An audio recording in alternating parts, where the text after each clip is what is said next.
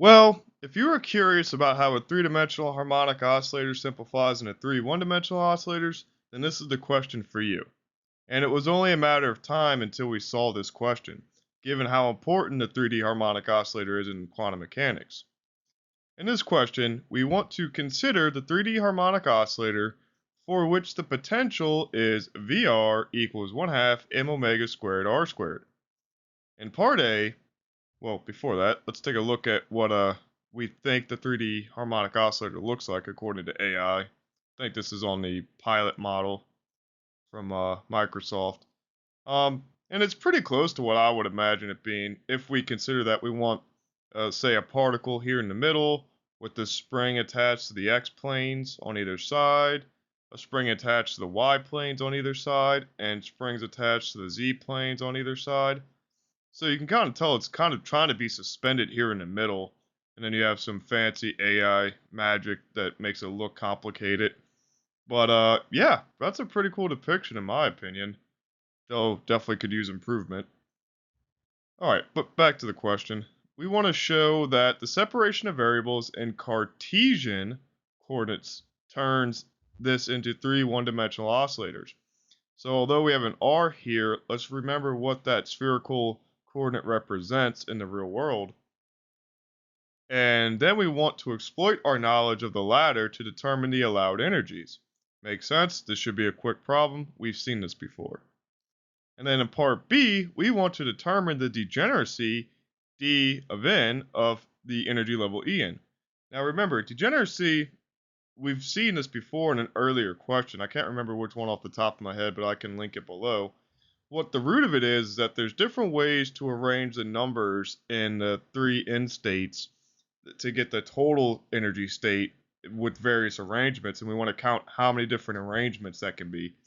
Don't worry, I have a table ready so we can cruise through that and then see how it ends up. But nonetheless, let's get to our first stop. All right, so as stated, stop number one, we first have to handle part A, which, of course, when we want to deal with something in Cartesian coordinates, but we're given it in spherical coordinates, we have to convert. So the potential for the 3D harmonic oscillator in Cartesian coordinates, we have to rearrange what this R is. And in fact, we know that R was equal to the vector x, y, z, just to keep it easy. And so when we plug that in, we get the x, y, z here, and x squared, y squared, z squared to match the r squared here. That makes sense. But now we also have to remember that we are dealing with the time-independent Schrodinger equation, which we use h bar squared over 2m, negative of course, with the nabla squared, and then we have r here back again in all the terms. So we need to convert that over to radial, or from radial to Cartesian as well. And so when we look at the time-independent wave function, in order to have a separable solution, what we have to do is first break this up into the appropriate coordinates, so x, y, z as we see, and then we want a solution such that the product is a product of the variable functions themselves. So x, y, and z. Okay, now again, if we go back to chapter 1 or chapter 2, when we looked at these separable solutions, they had the fascinating properties that they do with the complete, orthogonal and all that other stuff that we looked at initially. However, this is separation of variables. We've seen it before. Get the differential operator in Cartesian form, so the nabla squared goes to dx squared, dy squared, dz squared instead of the spherical counterpart. Plug in the function xyz with the radial part xyz squared. And then, of course, on the right-hand side with e, xyz. I think you know what's coming next because we need to distribute this into each of these differential operators, and then from there, simplify. All right, well, there we go. So once we do that, we see that we end up with a differential operator operating on just the variable of interest. So instead of having a partial squared over dx squared, we now just have a total derivative because it's only acting on the x component. These two are acted as constants, so we're good. Similarly, for the y, xz passes through, and z, xy pass through. From there, we can simply divide both sides by x, y, z. As you see, splitting up the potential, or distributing the 1/2 m omega squared, just yields 3 independent coordinates with the potential that we like. So, enough with my rambling. We'll just divide both sides by x, y, z. We see that this will cancel out immediately, this will cancel out immediately, and then we'll have the underlying terms up here cancel out. So once we do that, then we're left with this on the x, this on the y, this on the z, and I think you see what's next. The color coordination's kind of already matching it. Now let's just combine per coordinate pairing, blah.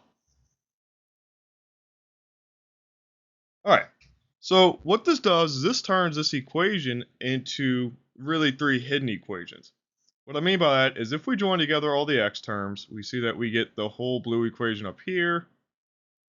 Similarly for the y, similarly for the z, all it was moving around that last equation. Now here's the part. These are all equal to E, which we know is a constant for whatever given state. Because of that, we know that this is equal to a constant, right? Each variable is equal to a particular constant as well. And what I mean by variable is each variable equation, so blue, green, or purple. So if we let E be broken down into EX, EY, and EZ, that's the easiest way to keep this notation with Griffiths aligned, then it's pretty easy to see that we just have 3 independent equations all equal to a constant. Let's see what I mean. So with 3 independent equations, what we see here is that, setting the EX equal to the X, the EY equal to the Y, and the EZ equal to the Z, we have the 3 independent equations. Now, if you want to move over this nasty fraction here, so you see we get the normal form that we had there, cool. Now we're just left with the second order differential equation, but it's an ordinary differential equation. And what we showed is that separation of variables turned a PDE into 3 ODEs. And we know the solution to each of these ODEs. For the harmonic oscillator, this is what Griffiths wanted you to use with when he referenced the latter part of the question. He said, go ahead and now that you know what the form is for all 3 equations, set each energy level equal. And that's easy enough. That was pretty simple. All we had to do was some little algebra, really. Nothing really too crazy. Now, if you want to solve it in a more holistic manner, you absolutely could have, but that'd be a lot more work than what he's intending for you to do. So here we see that in X and Y and Z, again, for the harmonic oscillator, this is the only one that starts with the 0. All the others start at 1. So be mindful of that. This only works for the simple harmonic oscillators. And that will always throw you off if you're not ready. So just be aware that that does happen. But nonetheless, we now need to simplify this down and get a total energy equation, and then we'll be good to go to part B. Alright, so then to combine these, again, we said that the separation constant for the time independent and the spatial independence was E. Now to get the spatial independence by themselves, we split it up into EX, EY, and EZ, but that was all equal to E itself. So here we have E equal to EX, EY, and EZ.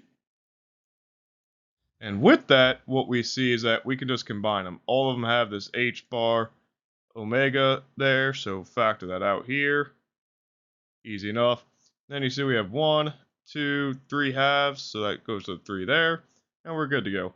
Finally, much like we did with the E equal EX, EY equals EZ plus EZ, we can do that with N2 and get a generalized statement here, which I think is the most powerful that we can have. We just need to remember the condition here for N, and also that these Nx and Y and Z can be from 0 to whatever positive integer. So now this gives us the holistic picture that we have, but we need to be a little careful now moving into finding the degeneracy, as we'll see in the next slide. So problem checkpoints, we are good to go with our energy equation, and we can move on. All right, so Now on to stop number 2, the degeneracy. Again, d of n of the energy level En is a familiar combinatorics question. We've seen this style of question before. So if we let n be what we had already prescribed in the last slide, then it is easy to see that there are multiple ways to rearrange the values of these 3 coordinates to get the same value for n. Here's where a table or something will help you to see this because it does get messy relatively quick. Let's see. So speaking of the table, here's what we have for our energy states with the energy level that we're looking at and the degeneracy of that level. Energy level. Okay, so what we see here is that for n, this is the star of the show right now, if we want 0, there's only one way to get 0 out of combining nx and y and nz. All of them equal 0. So we have one state which we can get E not at, so our degeneracy is 1. But there are 3 states to where we can get n equals 1. So we see that here, and we see that we have 1 trickling through, and it almost looks like a matrix on the main diagonal. That leads to this energy level, which has a degeneracy of 3 because there's 3 different ways to achieve it. Now, if we look at the next energy level for n equals 2, there's 6 ways. We can have 2 1s or 1 2 in all of the arrangements. So that's how it gets really messy. We see that the degeneracy keeps going up for every level we go up, and we see that pattern continue when we get to n equals 3. Here we see that we have all of them equal 1, we have a mixture of 2 and 1, then we have a mixture of more 2 and 1, and then we have a mixture of 3 and 0. That is pretty daunting to say the least to count them all out. So what we can look at now is a trend. What we see here is that from D0 to D1, the delta here is 2. And if we look at D1 to D2, the delta here is 3. And then from D2 to D3, the delta there is 4. So we keep having an increase in delta. So, right, we keep adding 1 to each delta term. So we see that something like delta dn minus 1 plus 1 is a new delta term, something like that. I might have the minus 1 off, but something to that effect. We see that this keeps going off, and we keep adding 1. That'll come into the play in the next slide when we come to a general form.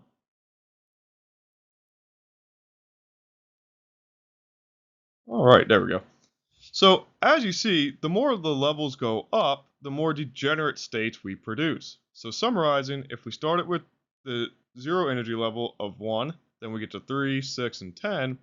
This is a recurrence relation of the form. Notice that this is the delta term that we were looking at for the one state to the next state. And if we started off with d not equal 1, then we add it 2. So the delta d plus 1, starting with the 1 term, gives us something like this. Now, it looks like a combinatorics question where we have a selection criteria. So if we want to look at it in a combinatorical picture, we could also, excuse me, we could also look at something to the effect of here, where we have, where's my pointer? Where we have d of n as a combinatorics question where we're combining n plus 3 minus 1 state, and then 3 minus 1 since we can only have 1 in each position, which reduces to the combinatorical question of n plus 2, and then choose 2, something like that. Either way, we get an n plus 2 term there because we're starting at d not equal 1.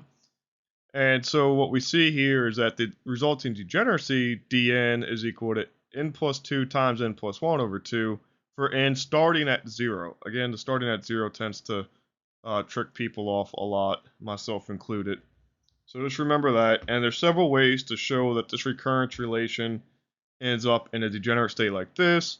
Heck, his material even shows a different way than what we did. But there's always several routes to the same conclusion. Do whatever works best for you. But nonetheless, we show that this degeneracy is a multiplicative degeneracy, and that becomes very tricky to kind of guesstimate what orientation any particular energy level has, so more testing would be needed.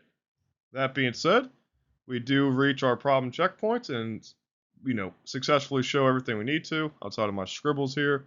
We got the EN and we got the DN, so that completes this question. And now we can move on to the concluding remarks.